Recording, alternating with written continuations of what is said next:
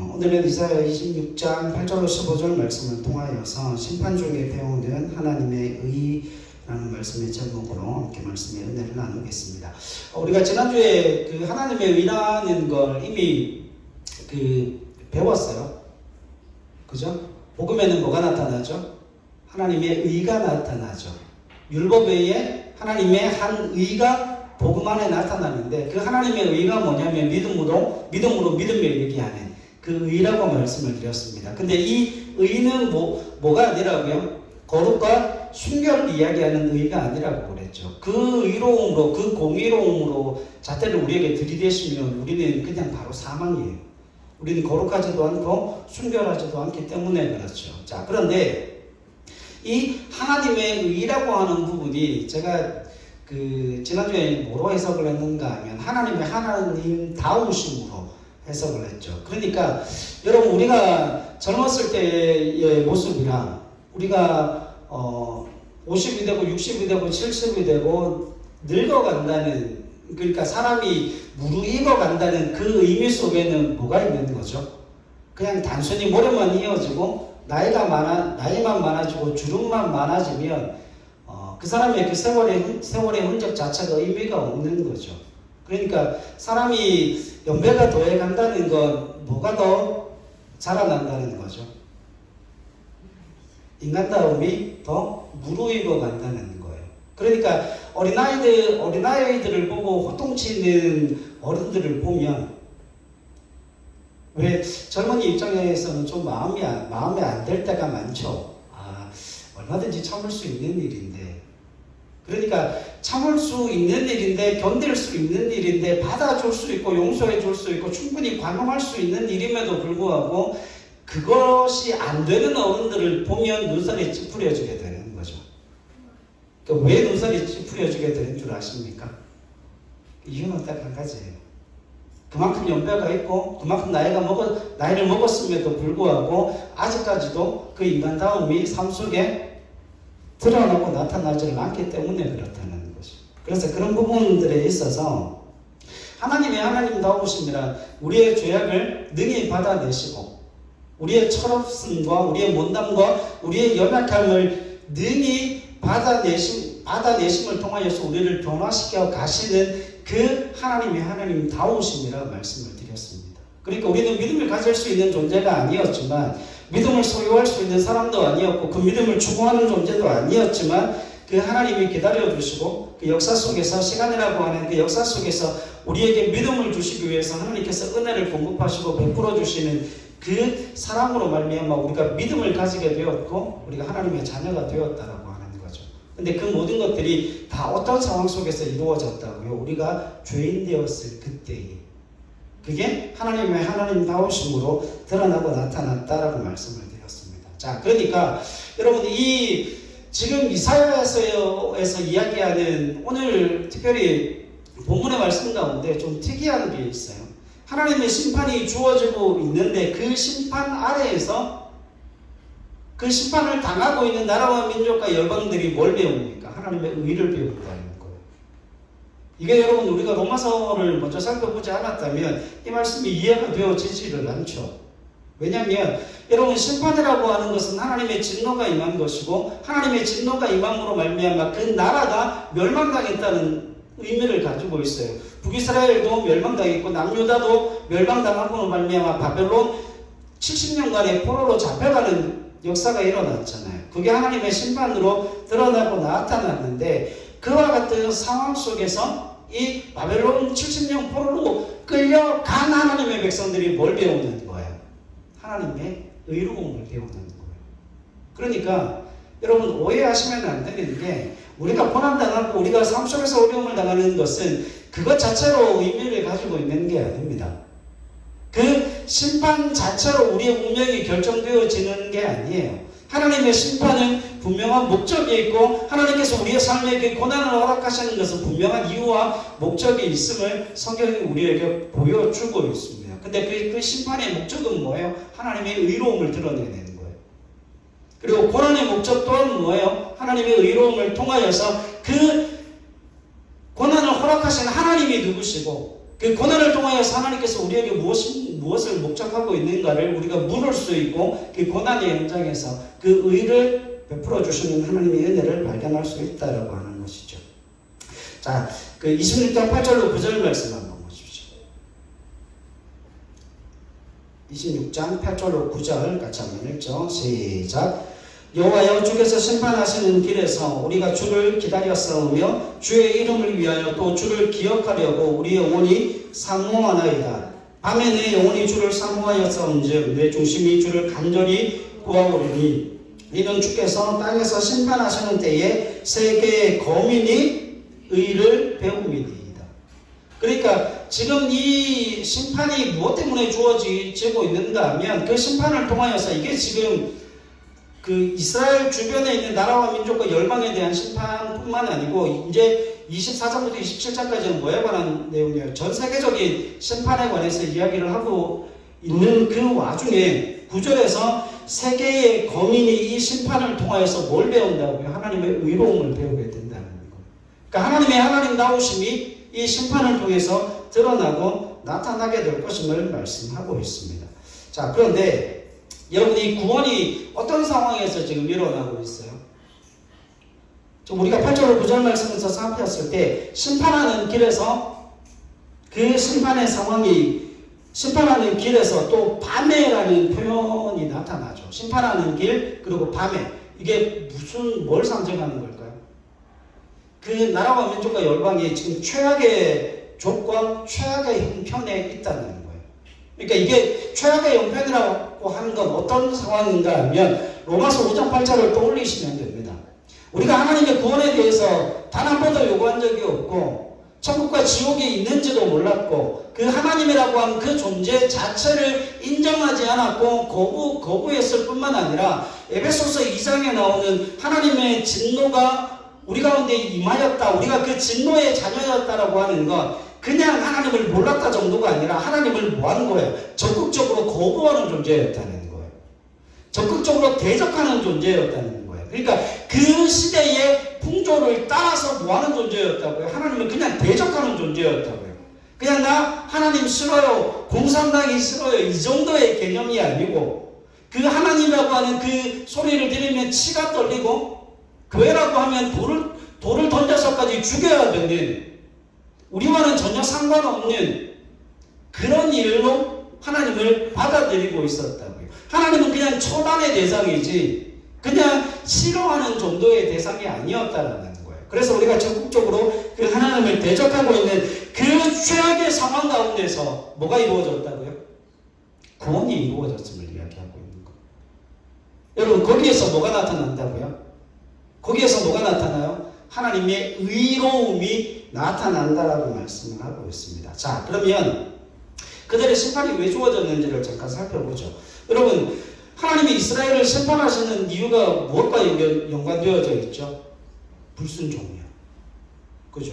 불순종과 연관되어져 있는데 그 이스라엘이 불순종함으로 말미암아 처음에는 북이스라엘이 무너지죠.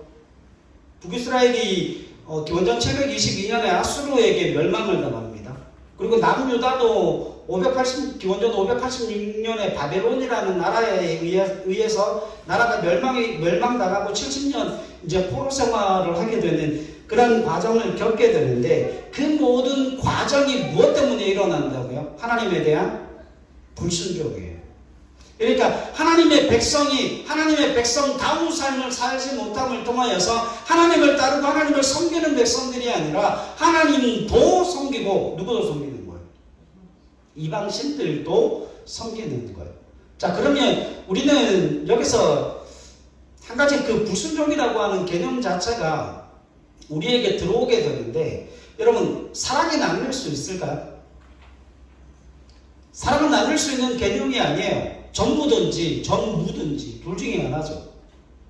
내가 사랑하는데 널 안 사랑해, 이건 불가능한 이야기잖아. 내가 누군가를 사랑하면 내 100%를 주는 것 아닙니까? 내가 널 사랑하지 않아 그러면 뭔 이야기가 되는 거야? 한 70%쯤 주고 30%는 안 주는 건가요? 아니에요. 전무한 거예요. 그러니까 지금 하나님이 이스라엘 백성들에게 순종을 요구하고 그 하나님의 백성다운 삶을 요구하는 건 100% 그 이스라엘 백성들이 하나님 앞에 순종하여 하나님을 사랑하기를 원하는 건데, 이스라엘 백성들이 하나님도 섬기고 우상도 섬기는 건 100% 하나님을 뭐 하는 거예요? 섬기는 게 아니라는 거죠. 그럼 여기서 우리가 비율을 따지면 51% 하나님 섬기고 49% 우상을 섬긴다. 하나님이 이렇게 보실까요? 아니요. 그렇게 보지 않는다는 거예요. 그들은 우상 숭배자로 모시는 거예요. 그러니까 이스라엘의 불순종이, 이스라엘의 불순종 때문에 그들이 지금 심판을 당하고 있는데, 거기에 뭐가 나타나는가 하면, 여러분, 하나님의 심판에 관한 그 특성이 성경에 드러날 때 이걸 반드시 기억해야 돼요. 그 심판은 멸망으로 가는 게 아닙니다. 그 심판은 멸망을 주고 사망을 주고 저주하기 위해서 그 심판을 허락하신 게 아니에요. 그렇다면 그 심판이 만약에 사망이고 멸망이고 저주뿐이라면 뭐가 선포되어지면 안 돼요? 심판 중에 뭐가 선포되어지면 안 됩니까? 구원이 선포되어지면 안 되죠. 그런데 이사야가 지금 하나님 앞에 부름받았을 때 1장부터 5장까지 그 이스라엘 백성들이 그 불순종함을 통하여서 나라와 민족과 그 사회가, 그 온통 세상이 하나님을 대적하는 곳으로 정찰되어져 가고 있는 그 상황 가운데서 도대체 누가 나를 위해서 갈 것인가 물었을 때 이사야가 주님, 제가 가겠습니다 라고 그랬는데, 하나님이 이사야에게 특별한 소명을 주시죠. 가서 복음을 전하되, 가서 내 말을 전하되 뭐라고요? 들을 귀를 막아버리고 깨달을 수 있는 그 마음을 완전히 닫아버려라. 그래서 듣지 못하게 하고 보지 못하게 하고 깨닫지 못하게 해라. 이게 말이 안 되잖아요. 그것으로 사명을 받아 보냈는데 하필 이사야의 이름의 뜻이 뭐예요? 하나님이 구원하신다예요. 그럼에도 불구하고 그들이 듣지 않고 보지 못하고 깨닫지 못하였음에도 불구하고 하나님이 그들을 사망과 심판과 멸망과 저주가 그들의 뭐가 되어지지 않도록, 운명이 되어지지 않도록 그들을 구원하시겠다 말씀하고 있습니다. 자, 그러니까 여러분, 오늘 본문의 말씀이 어디에서 주어져 있는가가 중요해요. 온 세상을 향한 심판이잖아요. 온 세상을 향한 그 심판의 메시지를 선포하는 건 이런 의미예요. 세상이 너희를 아무리 악하게 얽어맨다 할지라도, 세상의 폭력성으로 말미암아 너희가 고난을 당하고 압제를 당하고 고통 속에 놓여져 있다 할지라도, 그러나 그 고난과 그 고통과 그 폭력으로 말미암는 세상 속에서의 고통이 뭐가 되어지지 않게 하겠다고요? 너희의 운명이 되어지지 않도록 내가 너희를 구원하겠다라고 이야기를 하십니다. 무엇을 통해서? 고통받는 너희는 존재하게 될 것이지만, 너희를 압제하고 너희에게 고통을 주고 너희를 폭력으로 다스리려고 하는 그 모든 나라들은 다 어떻게 돼요? 멸망하게 될 것으로 말미암아. 그러니까 이게 역사 속에 이게 이해가 안 되는 이야기거든요. 어떻게 여러분, 폭력을 가하고 그 강한 나라가 약한 나라에 폭력을 가했는데 약한 나라가 살아남고 강한 나라가 멸망하는 그런 역사적인 일들이 어떻게 일어납니까? 근데 그 역사를 주관하시는 하나님께서 그 이스라엘을 통해서 분명하게 보여주시는 건, 하나님을 믿는 그 백성들에게 있어 심판이 주어진다 할지라도 그 심판은 그들을 살리고 그들을 회복시키시고 그 심판을 통하여 하나님의 의를 드러내시기 위한 심판이기 때문에 결국 그들의 고난과 고통이 그들의 운명이 되어지지 않게 하시겠다는 것이 하나님의 뜻이라고 하는 거죠. 자, 그렇기 때문에 여러분 생각해 보세요. 불순종의 세상 가운데 이 이스라엘이라고 하는 나라가 전 세계 나라와 민족과 열방 중에 하나님을 알고 하나님을 섬기는 나라로 세워져 있는데, 그 나라가 이제는 주위 열강들에게 자꾸 먹히는 거예요. 이쪽도 뜯어먹히고 저쪽도 뜯어먹히고, 한쪽에서는 이걸 뽑아서 자기 나라로 가지고 가기도 하고, 그와 같은 고통과 고난과 환난의 연속적인 역사 속에서 하나님께서 뭘 이야기하고 있는가 하면, 그들의 불순종함에도 불구하고 그들이 심판당하고 있는 그 심판 가운데도 하나님이 뭘 만들어내시겠다고요? 구원을 만들어내시겠다 말씀합니다. 그러니까 결국 불순종으로 말미암는, 여러분 보세요. 불순종으로 말미암는 심판은 무엇과 연결되어져요? 보세요. 자, 줘보세요. 논리적인 순서를 따라가야 돼요. 불순종으로 말미암아 심판을 받았죠. 그러면 세상적인 논리라면 불순종으로 말미암는 심판은 반드시 사망으로 가야 됩니다. 그죠? 그런데 불순종으로 말미암는 그 심판이 뭘 만들어낸다고요? 구원을 만들어내요. 이걸 우리가 이해를 못해요. 이건 우리가 이해가 되지 않는 거예요. 우리가 이렇게 하나님한테 질문하면 됩니다. 하나님, 나 예수 잘 믿습니다. 헌금도 잘 드리고요. 예배도 잘하고요. 날마다 기도의 자리에 앉아 있는데 왜 고난을 당하게 하십니까? 그 질문에 하나님 뭐라고 대답하십니까? 너 구원하기 위해서. 그럼 거기에다 대고 뭐라고 이야기를 해요? 도대체 그 의미가 뭡니까? 물으면 하나님 딱 한마디 하시죠. 이게 참 사람을 미치게 합니다. 내 생각은 너희 생각과 다르며 내 생각은 너희 생각보다 높아서 하늘이 땅보다 높은 같이 내 생각을 너희가 이해할 수도 없고 받아들일 수도 없고 깨달을 수도 없게 되어질 것이다.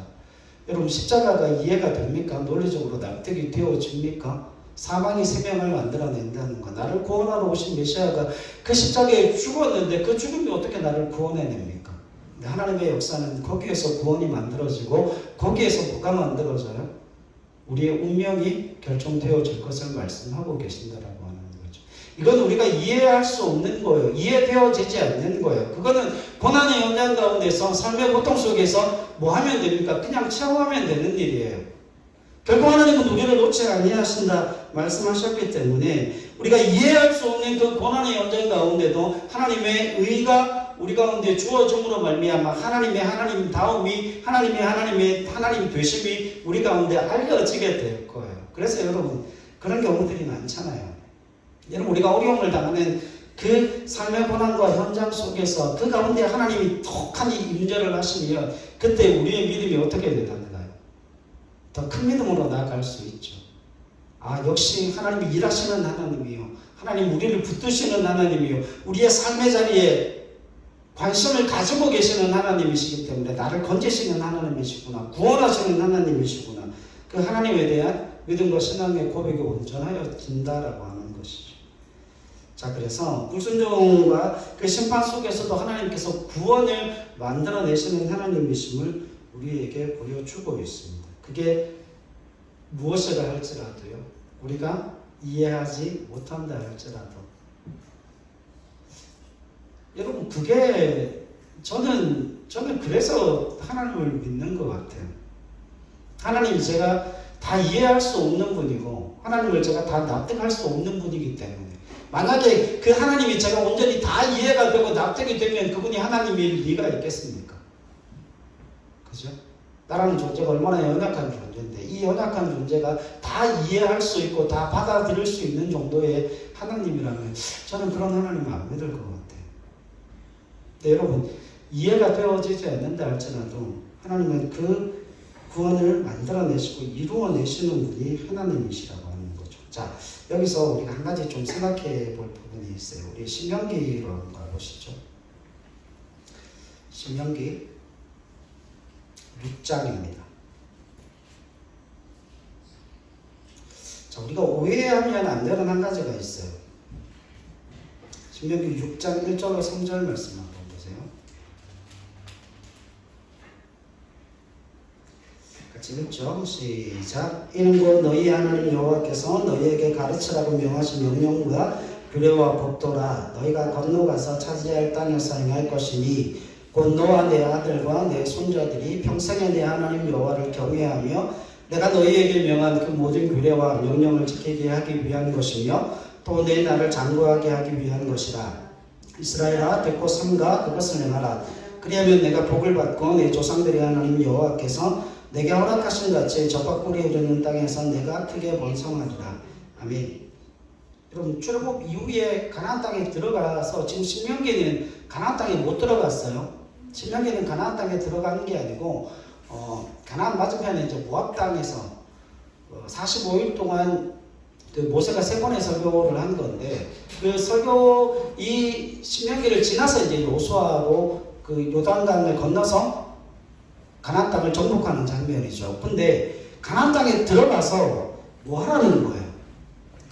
모세가 신신당부합니다. 하나님의 말씀을 증거하면서 순종하라는 거예요.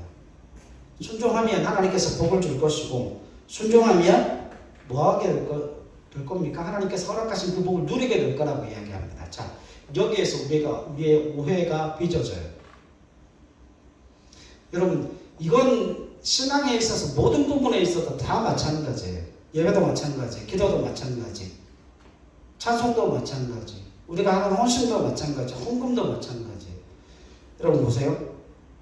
순종이 그 자체로 독립적인 가치를 가질까요? 가지지 못할까요?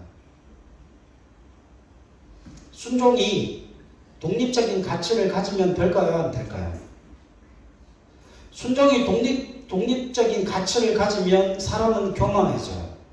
순종은 독립적인 가치를 가지는 게 아니에요.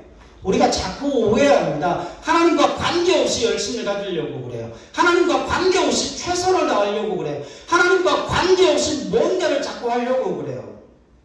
여러분, 순종이 독립된 가치를 가지게 되면 뭐가 없어집니까? 뭐가 없어지는 줄 아세요? 대상이 없어져요. 결국 누구를 위한 순종이에요? 자기 자신을 위한 순종이죠. 자기 자신의 신앙적인 욕심과 욕망을 채우기 위한 순종에 불과한 것이지 누구에게 순종하고 그 순종 자체가 미덕이 되어지는 거기에 묶여버리게 되는 거죠. 여러분, 순종은 반드시 두 가지가 있어야 돼요. 무엇을, 누구에게. 이 두 가지가 빠지면 그게 순종일 리가 없어요. 제가 쉬운 예를 하나 드릴게요. 예전에 제가 대학교 다닐 때네요. 대학교 다닐 때 주유소에서 아르바이트를 해서 첫 월급을 받았어요. 그때 월급으로 꽤 많이 받았었는데 그 월급을 받아서 이제 부모님 식사 대접을 해야 되겠다고 그때 그랬었거든요.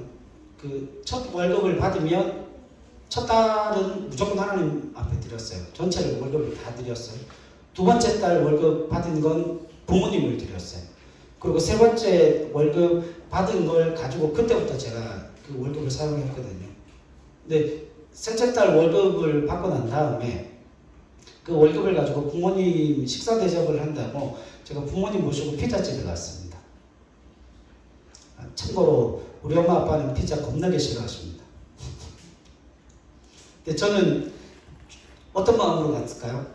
좋은 마음으로 갔죠. 좋은 마음으로. 뭐 갈비탕을 사드리던지 뭐 그런 걸 사드렸어야 되는데 그때는 너무 젊어서 아무 생각이 없었나 봐요. 이름도 유명한 피자헛 거기 모시고 가시고 피자를 시켜놓고 아버지 한 조각, 어머니 한 조각 드시고 안 드시더라고요. 엄마, 아빠 이거 맛있는데 많이 드셔요. 한 판 더 시켜드릴까? 그리고 저 혼자 실컷 먹고 나왔는데 나중에 생각을 해보니까 우리 엄마 아빠 그거 안 좋아하는데 그리고 부모님을 모시고 가는 거예요. 근데 부모님이 물론 흡족해 하셨지만 식사는 제대로 못 하셨어요. 여러분, 우리가 순종을 그렇게 해요. 여러분, 그 순종은 누구를 위한, 그 섬김은 누구를 위한 섬김이던가요?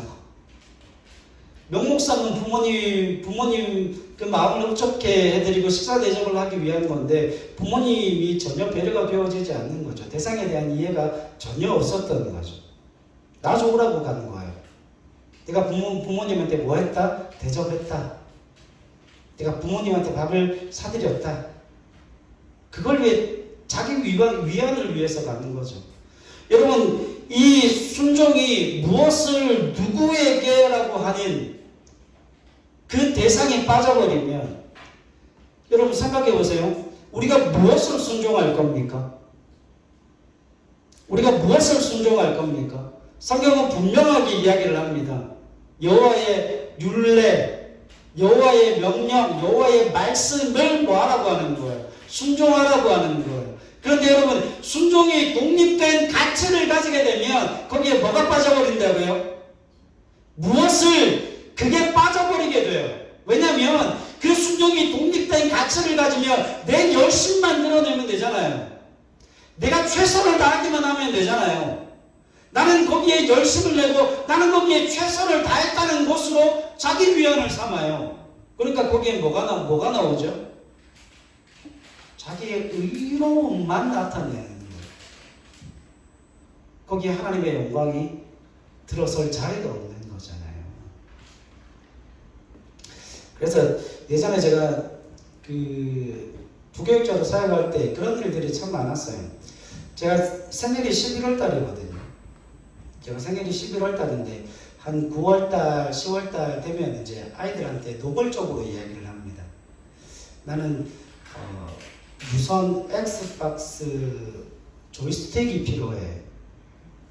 그냥 게임을 해야 되니까 엑스박스 조이스틱이 필요해. 나 그거 사줘. 라고 이야기를 하면 애들이 기겁을 합니다.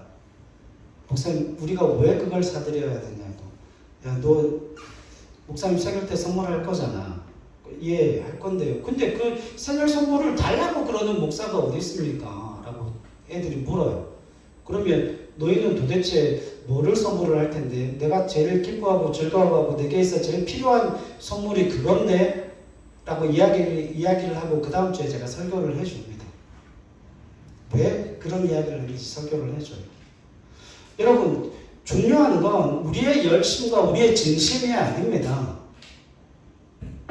여러분, 우리가 하나님의 말씀과는 전혀 상관없이 최선을 다하고 하나님의 말씀과는 전혀 상관없이 최선과 열심을 다하게 되면 하나님의 뜻과는 상관없이 최선을 다해서 망하게 되고 열심을 다하여서 거꾸로 가는 인생을 살게 됩니다. 하나님 분명하게 말씀하세요. 하나님의 말씀에 순종하라고 그러시는 겁니다. 자기 자신에게 기쁨과 위안을 위해서 그걸 하라고 말씀하신 적이 없어요.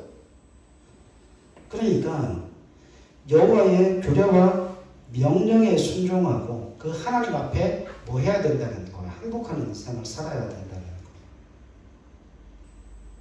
자, 여러분 나중에 지금 제가 지금 설교가 신명기 6장 전체의 내용을 다 읽어야 되는데 제가 한 번에 다 요약을 할 거예요. 한 번에 다 요약을 할 건데 여러분 생각해 보세요. 우리가 혼란을 가지는 부분이 뭐냐면 신명기 6장 다 읽어보셔야 됩니다. 우리가 혼란을 가지는 부분이 뭔가 하면 우리에게 그걸 요구하시는 하나님이 누군지를 알아야 뭐 할 수 있어요? 그 요구에 순종할 수 있어요. 왜 그럴까요? 여러분, 우리에게 말하는 그분이 우리가 그분 앞에 항복하지 않으면서도 순종할 수 있을까요? 그건 불가능한 일 아닙니까? 아이들은 왜 부모를 그렇게 욕하면서 부모의 말에 순종할까요? 부모가 가지는 뭐가 있기 때문에 그래요. 권위가 있기 때문에 그래요. 우리 아이들은 제가 목소리가 변하면 알아요. 목소리가 굉장히 사무적으로 변하면 아이들이 좁니다. 유일하게 안 쪼는 애가 하나 있어요. 큰아이는 정말 벌벌벌 떨어요. 아빠 목소리 변했네. 집안 공기가 이상하네. 그래서 그때 뭘 이야기하면 반드시 지킵니다. 막내는 제외하고요. 쟤는 뭔 이야기를 하는지 못 알아들어요. 잘. 그게 부모로서 자녀에게 뭔가를 요구하면 그 부모의 권위를 자녀들이 알기 때문에 그 이야기에 순종을 하는 거죠. 여러분 보세요. 우리가 여호와의 규례와 명령에 순종한다는 의미는 가장 중요한 그 의미 중에 하나가 뭔가 하면 내가 여호와에게 뭐 했다는 의미예요. 항복했다는 의미예요. 그게 순종인 거예요. 그러면 여러분 이스라엘 백성들이 불순종하고 있다는 건 무슨 의미가 되어집니까? 하나님 앞에 항복하는 인생을 살지 않고 있다는 거예요. 그럼에도 있어서 그들이 믿음은 가지고 있어서 불순종함에도 불구하고 뭔가를 자꾸 행하려고 그러죠. 그들이 자꾸 행하려고 하는 그 행위는 도대체 뭡니까? 하나님의 항목에서 그 여호와의 명령과 율례를 즉각행하는 순종이 아니에요. 그러면 그들이 행하는 순종은 뭐에 기반한 순종이에요? 자기 위함이에요. 자기 위를 드러내기 위함이에요. 이게 신앙으로 넘어오면 이와 같은 신앙생활을 누가 하고 있는 거죠? 바리새인들이 하고 있는 거예요. 서기관들이 하고 있는 거예요. 그러니까 여러분, 이건 다른 누군가의 이야기가 아니에요. 오히려 예수 믿는, 예수를 오래 믿은 하나님의 사람들에게 있어 치명적인 문제가 되는 게 그거예요. 그 말씀이 익숙해지고 교회 생활 자체가 익숙해지고 믿음 생활 자체가 익숙해져서 그게 생명의 말씀인지를 이해를 못하는 거예요. 하나님에게 항복하지도 않았음에도 불구하고 그걸 습관적으로 행하고 그걸 관습적으로 행함을 통하여서 마치 그게 진리인 양. 천만의 말씀입니다. 그래서 여러분, 날마다 우리 가운데 뭐가 기경되어져야 된다고요? 우리의 마음같이 날마다 개혁되고 기경되어져야 됩니다. 그래서 나는 그 매일의 삶 속에서 하나님의 은혜 없이는 살 수 없기 때문에 하나님의 은혜가 없이 살 수 없고 하나님께서 그 은혜의 복을 내게 허락하시는 것은 그 명령과 율례를 지켜 행하고 순종하는 것이기에 나는 오늘도 이 하루를 항복하여 주의 말씀의 길을 따라서 합니다. 그게 우리의 믿음과 신앙의 고백이 되어져야 한다는 거죠. 자, 한 가지 질문하십시다. 이사야 상황으로 보면 이스라엘 백성이 성공합니까? 실패합니까? 성공해요? 실패해요? 실패해요. 자, 그러면 그들이 나라와 민족과 열방도 마찬가지고 전 세계적인 하나님의 심판이 임할 것을 이야기하면서도 그 가운데서 그 세계 만방의 나라들이 뭐를 배우게 된다고요? 하나님의 의를 배우게 되어진다고요. 자, 이게 이런 의미예요. 여러분, 우리가 어떤 것에 대해서 실패하고 나면 그 실패로부터 하나님께서 우리를 그냥 내버려 두신다고요? 안 내버려 두신다고요? 내버려 두지 않으신다고요? 우리를 그곳에서 구원하십니다. 우리를 그곳에서 구원하실 때에 거기에서 우리가 뭘 배워야 되는 거예요? 교훈을 배워야 되는 거예요. 하나님의 의를 배워야 되는 거예요. 하나님의 말씀대로 살지 못해서 하나님께 순종하지 못해서 내게 이런 고난과 고통이 주어졌구나. 그래서 이제는 하나님의 말씀대로 살아야지. 내가 하나님의 말씀대로 살지 못해서 고난을 당했는데 이제는 하나님의 말씀대로 살아야지. 하나님의 그 말씀의 뜻을 지키고 행하고 순종하며 살아야지. 그 교훈을 배운다는 거예요. 예를 들면 이런 거 아닙니까? 부모가 자녀들한테 경고하잖아요. 야, 너 그러다 맞아? 이건 우리 막내가 제일 많이 겪는 일이에요. 애가 쪼가 있어가지고 뭘 한번 시작을 하잖아요. 뭘 한번 딱 시작을 하면 안 되겠다. 아빠 발로 한번 차야 되겠다. 지가 먼저 이야기를 해요. 이야기를 하고 벌떡 일어나서 그래 뭐 한번 차야 되겠다. 그래서 와서 한번 발로 차요. 그래서 하지마. 그러면 얘가 끝이 없어요. 또 차고 또 차고 또 차고 또 차고. 그래서 하지마 맞아 하지마. 그래서 한 대 탁 맞아요. 그럼 또 해. 맷집이 좋아서. 그래서 몇 대 맞고 나면 엉덩이를 몇 대 맞고 나면 얘가 울어요.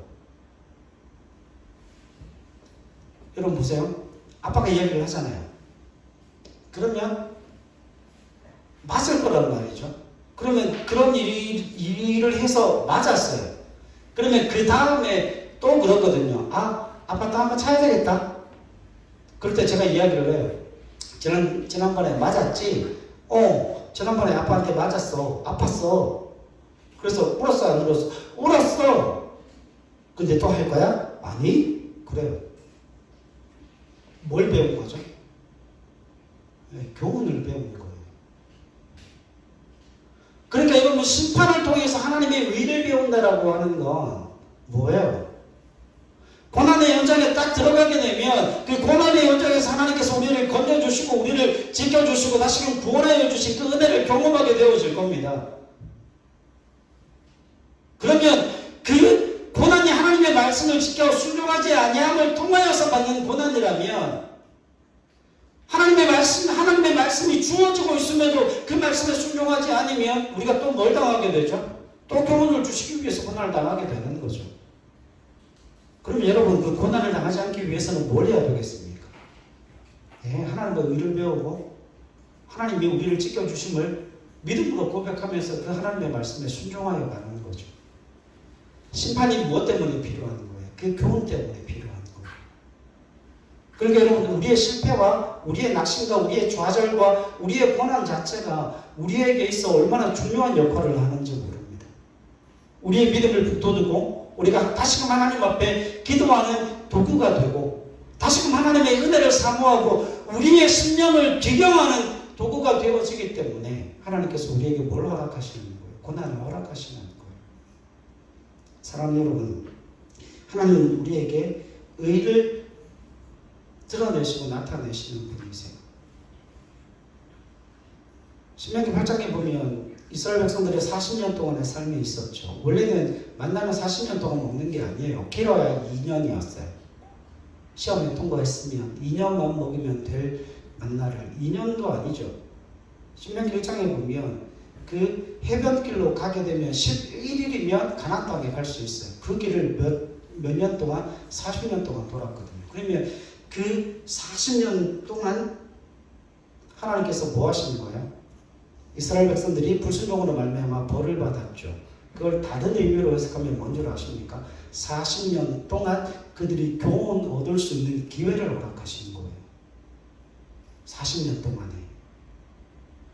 그래서 그 40년 동안 기회를 주심을 통하여서 모두가 알게 되는 거죠. 오고 오는 그 모든 세대들이 그 40년을 통하여서 깨닫게 되어지는 거죠. 순종하면 1년 만에 갈 수 있던 그 길을 11일 만에 갈 수 있던 그 길을 불순종하고 말미암아 40년을 갔다면 야 40년 갈래? 1년 갈래? 여러분 뭘 선택하시겠어요?